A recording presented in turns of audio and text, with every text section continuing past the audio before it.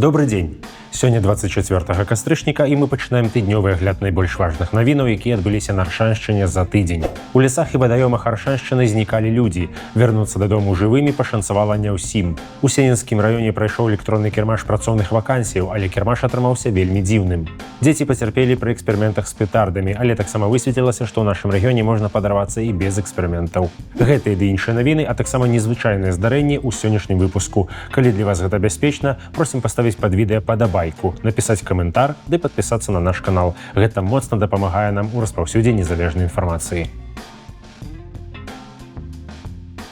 На гэтым тыдні Аршаншчына некалькі разоў згадвалася на старонках валанцёрскіх пашуковых атрадаў. Яшчэ пры канцы мінулага тыдня валанцёры абвесцілі ў вышук жыхара вёскі Печышча Аршанскага раёну Вадзіма Калачова.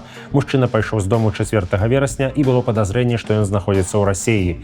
Гісторыя ягонага знікнення атрымалася вельмі хуткай. Ужо ўвечары таго ж дня пашуковы атрад «Фенікс» паведаміў, што Вадзім Калачоў знойдзены, але падрабязнасцяў ягонай гісторыі не паведамлялі, што досыць звычайна для пашукавікоў. У пятніцу 17 кастрычніка ў Сенінскім раёне знікла пенсіянерка. Яе гісторыя атрымалася больш доўгую, але скончылася таксама паспяхова. Каля 16:30 пра яе знікненне паведамілі ратаўнікам Міністэрства надзвычайных сітуацыяў. Паведамлялася, што жанчына выйшла ў лес каля вёскі Бабаедава і доўга не вярталася дадому. На пошукі 69-гадовай жанчыны накіравалі 26 чалавек і 7 адзінак тэхнікі. Знайсці яе да ночы не атрымалася, і пашуковую аперацыю спынілі да раніцы. На наступны дзень жанчыну шукалі 61 чалавек і 15 адзінак тэхнікі. Незважаючы на такі размах пошукаў, ратаўнікі не спатрэбіліся. 18 кастрычніка жанчына змагла зарыентавацца ў лесе і самастойна выйсці да людзей. Ёй спатрэбілася медычная дапамога, але ад шпіталізацыі яна адмовілася. А наступная гісторыя знікнення скончылася трагічна. 56-гадовы Дмітрый Франкоў, жыхар Барані, выйшаў з дому яшчэ 20 верасня ўвечары і быў вельмі лёгка апрануты для сезону. Шукалі зніклага як міліцыянты, так і валанцёры. На сувязь ён не выходзіў, але раніцай 21 кастрычніка, амаль роўна праз месяц пасля знікнення, ратаўнікам паведамілі, што ў Барані каля вуліцы Зарэчнай у рацэ Адроў убачылі труп мужчыны. Рака сама вынесла яго да берага, адкуль цела дасталі вадалазы МНС. У той жа дзень пашуковы атрад «Фенікс» паведаміў і пра смерць Дмітрая Франкова. Запісанне відавочна, што труп, знойдзены ў Адрове, і зніклы месяцам раней Дмітрый Франкоў адзін і той жа чалавек. У Сенінскім раёне правялі вельмі дзіўны кірмаш вакансіяў. Такія мерапрыемствы пачалі рэгулярна праводзіць па розных раёнах яшчэ некалькі гадоў таму, калі ў Беларусі назіралася аб'ектыўная праблема з беспрацоўем. Не тое, каб зусім не хапала вакансіяў, але многім было больш выгадна ездзіць на заробкі ў Расію, чым працаваць на нізкааплатных работах у сваіх рэгіёнах. Хаця пасля 2020 году сітуацыя з беспрацоўем змянілася, завядзёнка з кірмашамі вакансіяў засталася.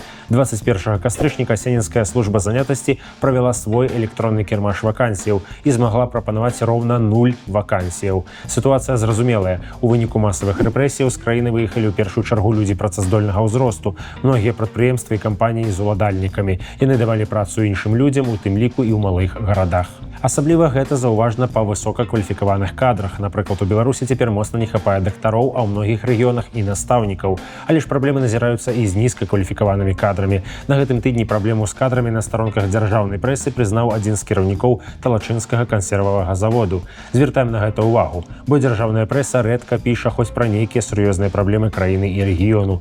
Калі ж афіцыйна была агучаная такая праблема, значыць, стаіць яна вельмі востра. У нядзелю 19 кастрычніка выбух прагучаў каля вёскі Чаранруча Шклоўскага раёну, але гаворка не пра баявыя дроны, якія бывае залятаюць у Беларусь, гаворка пра банальныя дзіцячыя гульні. Двое мясцовых падлеткаў сабралі порах ад петардаў і пачалі з ім эксперыментаваць. Вынікамі сталі выбух і моцныя пашкоджанні. Абодва падлеткі 13 і 14 гадоў атрымалі такія раненні, што мясцовыя дактары не сталі брацца за іх лячэнне. Аднаго накіравалі ў спецыялізаваны вайсковы-медычны цэнтр у Менску, другі адправіўся ў абласную дзіцячую лякарню. Хлопчык, які накіраваўся ў абласны цэнтр, праляжаў на аперацыі больш за 3 гадзіны. З ягонага цела дасталі каля 50 розных аскепкаў. Зараз ён ужо папраўляецца, але ляжаць у палаце пасля такога здарэння давядзецца доўга. Пра стан другога хлопца пакуль дадатковых паведамленняў не было. Зусім без рэха вайны, аднак, на тыдні таксама не абышлося. Гаворка пра рэха другой усесветнай вайны. Не сакрэт, што ў лясах Аршанскага і суседніх раёнаў рэгулярна ў сезон знаходзяць розныя набоі часоў той вайны. Сёлета, дарэчы, было яшчэ мала паведамленняў пра такія знаходкі. поспехи. Тым не менш, у сярэдзіне тыдня каля вёскі Рэчкі Лёзнінскага району мясцовы жыхар, пайшоўшы ў грыбы, знайшоў 35 артылерыйскіх набояў, 3 мінамётныя міны, 14 патронаў і старую вінтоўку Мосіна. На месца давялося выклікаць сапёраў, якія сабралі ўсё і знішчылі. Яшчэ адно здарэнне давяло дзіця да лякарні. На гэтым тыдні у Талачынскім раёне ў вёсцы Каменнае Крывое загарэўся прыватны дом. У гэты час там знаходзілася цэлая сям'я з 3 чалавек. Жыхарам дома яшчэ пашанцавала, што дом быў абсталяваны пажарнай сігналізацыяй, і яны самі змаглі пачуць сірэну ды прачнуцца. Але ж зусім без траўмаў не абышлося. Мужчына і жанчына атрымалі апёкі, а ігнае дзіця атруцілася дымам. Хаця ўсе трое выжылі, сям'ю поўным складам накіравалі ў мясцовы шпіталь. У суседнім горадскім раёне таксама былі здарэнні. На ўездзе ў горад, дзе дарога робіць пэўнае закругленне, не змог утрымацца на асфальце грузавік, нагружаны буракамі. Свежы ўраджай буракоў рассыпаўся па ўсёй дарозе. Ужо заўтра, ў суботу, 25 кастрычніка, у тым ліку і аршанцаў, чакае чарговы суботнік. Сродкі, сабраныя на суботніку, пойдуць на ўстаноўку стэлы «Знак працоўнай славы». У канцы мінулага тыдня стала вядома, як прыблізна будзе выглядаць гэты знак. Але ж цікавае ў гэтай гісторыі не яго выгляд, а тое, што Воршу пакуль так і не ўзнагародзілі статусам горада працоўнай славы. Ды калі далей разбірацца, то для ўзнагароды падставаў няма. Так званы статус горада працоўнай славы прыдумалі ў Садружнасці незалежных дзяржаваў як альтэрнатыву статусу горада-героя. У кіроўных кабінетах СНД тады палічылі, што не зусім справядліва мець толькі статус горада-героя. Маўляў, тыя гарады, праз якія не праходзіў фронт, якія не трапілі ў акупацыю, таксама шмат зрабілі для перамогі, і варта прыдумаць нейкі статус для іх. Гаворка ў першую чаргу ішла пра гарады, якія апынуліся ў глыбокім тыле і сваёй працай дапамагалі перамагаць. Але ж Ворша вельмі рана апынулася пад нямецкай акупацыяй. Калі аршанскія прадпрыемствы і працавалі на фронт, то на яго нямецкую палову. Канешне, пад Воршай былі і падпольшчыкі, і партызаны, але ж было немала тых, хто не эвакуяваўся і працягваў працаваць на прадпрыемствах, якія сталі вырабляць прадукцыю на карысць вермахту. Але пры відавочнасці гэтага сёлета на статус горада працоўнай славы ў часы вайны вылучылі таксама і баранавічы, якія апынуліся ў акупацыі яшчэ раней за Воршу, а вызваліліся ад нацыстаў яшчэ пазней.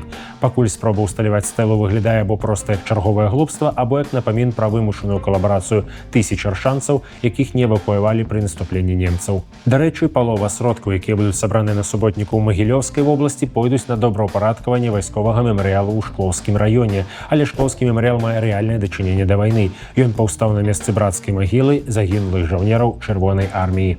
На сёння гэта все навіны. Калі вам падабаецца гэты выпуск, стаўце яму падабайку, каментуйце яго, а таксама падпісвайцеся на наш канал. Гэта дапамагае нашаму каналу развівацца і распаўсюджваць незалежную інфармацыю. Да сустрэчы праз тыдзень.